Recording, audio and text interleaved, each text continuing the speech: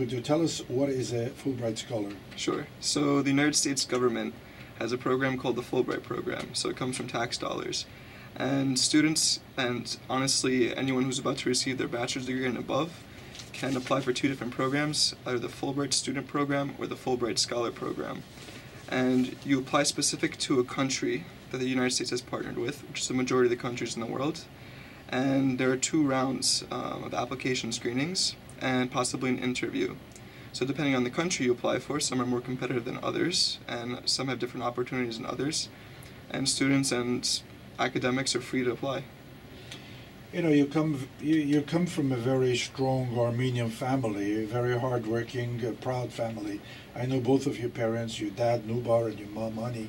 We're all proud of you, honestly. When I heard that you were a Fulbright Scholar, I really felt more proud, because we know you're in the right direction, pursuing a medical career.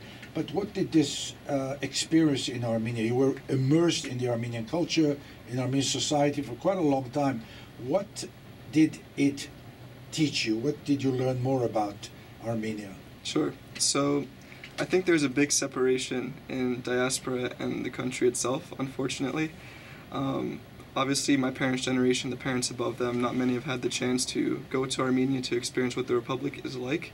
But there is a state that is recognized right now, and we're very fortunate to have that.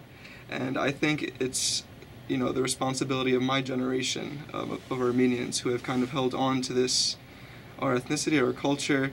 It's important for us to really go to the country, learn from them, and contribute. Because right now we have, the Armenian culture that we know is mostly from the Ottoman Empire, from pre-genocide times. And I think it's important to see what the other side is like that we're a bit disconnected from, and bridge that gap. So when I went there, obviously the dialect is different, and learning that was a challenge at first, but if you look online, there's a bunch of resources to learn Eastern Armenian. Most of the news is in Eastern Armenian, so that was the first obstacle. Getting to know the people was also great. The students, they're very hardworking. The style of education is very different there, and sometimes, you know, I thought I was very fortunate to be raised in the United States and get that type of education, and I think it's our responsibility to contribute back. Tell us something about your schooling, where you are pursuing a medical career. Where are you now in that venue? So I just started at Rutgers, New Jersey Medical School as an MD PhD student. So I'm starting my first year of medical school this past year, and I'll be doing the first 2 years of medical school, then my PhD, then the last 2 years of medical school. So the program is about 7-8 years long, so I'll be at Rutgers until then. You know, when I was in Armenia, there was a young student your age, and I asked her, what would you like me to tell Armenians in America? What is your message for the youth in America?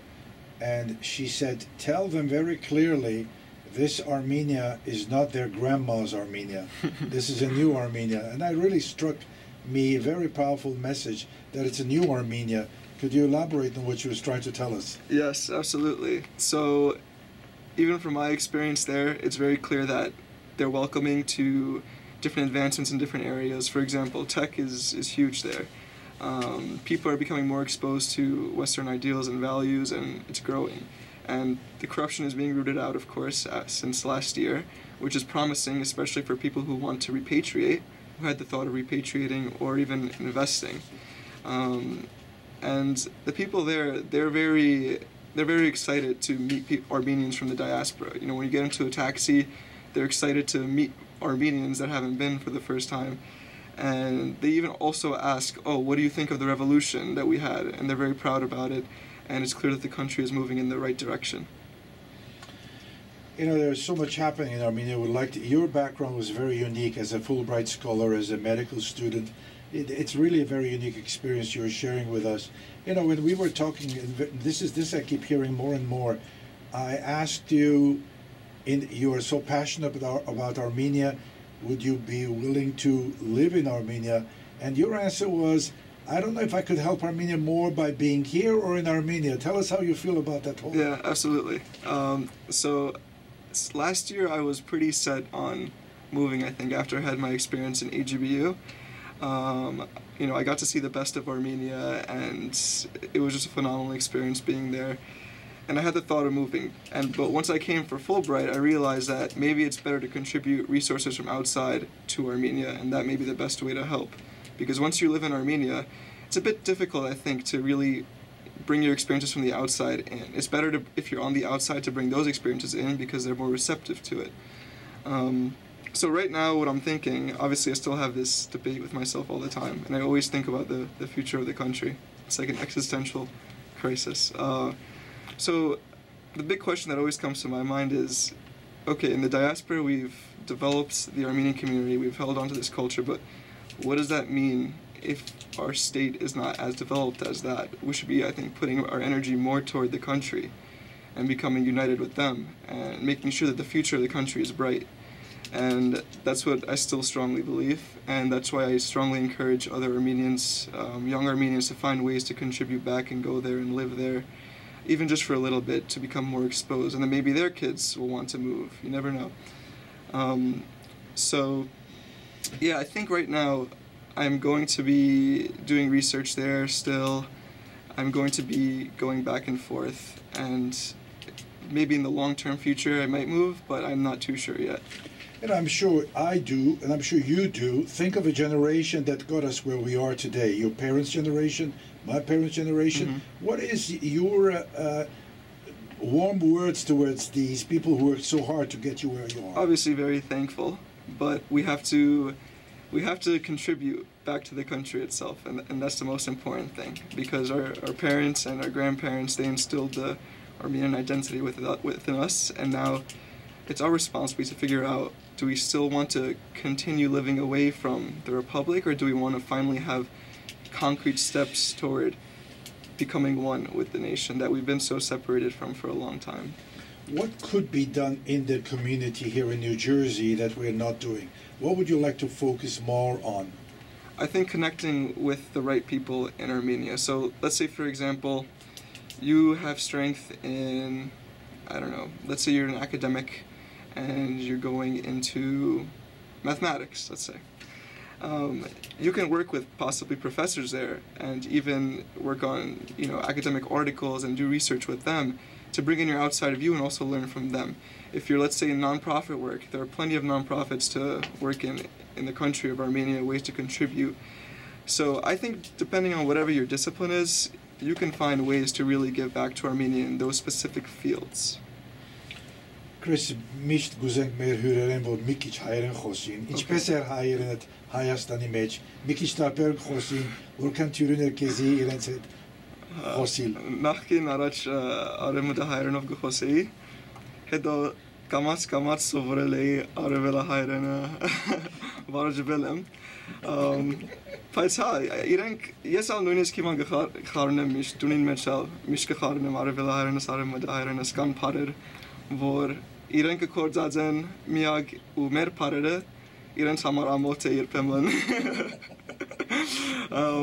Ուրեմն Փարաբաշարս զարգացավ։ Wow, Փարաբաշար։ Փարաբաշար։ Իրենք Փարաբաշար են ասում։ Ուրեմն հա զարգացավ, նույնիսկ կարդալ ենք, իրենք դարբեր կգրեն, ուրեմն այդ ուղղակրությունը սորվեցա, ավելի թյուրն է իրենց ուղղակրությունը, բայց կան դարբեր հնչյուններ, որ մենք չենք վարժված, օրինակ, մեր դն իրենց համար դ է, այդ պատճառով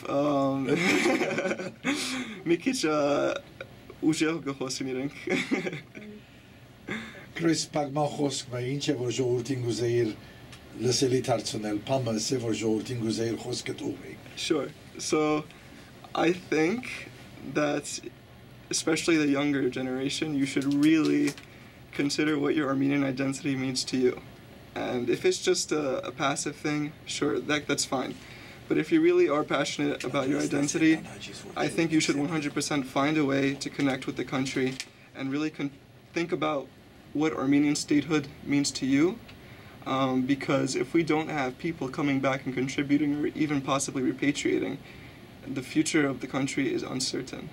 And I think they're open with receptive arms, and I think we should really maintain our identity and also our connection to the country. In my introduction to you, I said we're very proud of you. I'd like to close with the same words. We're very proud of you. You are very eloquent. You're very passionate. And thank you for your comments, and thank you for the many, many things you plan and have done for Armenia. We do need the younger generation. We congratulate also your parents who are sitting behind you, Nubar, Markosian, and Ani. I can just imagine what Nubar is thinking. I can just imagine, and I know how proud he is of your achievements, Chris. This is a very serious matter, and it means a lot to him. Thank you.